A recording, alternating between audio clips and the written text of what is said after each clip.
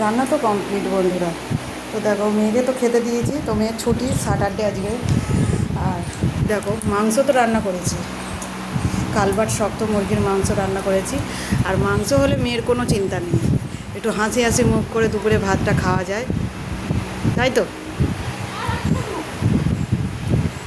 একটু মাংস হলে মেয়ের আর কোনো সবজির দরকার লাগে না, তো মাংস দিয়ে ভাত খাওয়া যাবে। হ্যাঁ, মাংস হলে ওর একটু মনটাও ভালো থাকে যে কখন তবে মাংস দিয়ে ভাত খেতে দারুণ লাগে, তাই তো। তো কী বলবে সীতামা দুপুরবেলা? শুভ দুপুর। তো আজ রান্না হয়েছে দেখো চিকেন তো করেছি, শক্ত মুরগির মাংস, আর করেছি পেঁপে পেঁপে ভাতে দিয়েছিলাম। আর এটা হলো বেগুন থোড় আলু দিয়ে একটা চচ্চড়ি করেছি, যেটা খেতে দারুণ লাগে।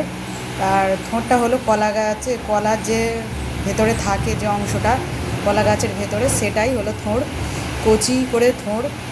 আর থোড় চচ্চড়ি খেতে কার কার ভালো লাগে অবশ্যই জানিও। আর এর সাথে তো আছে মাংস।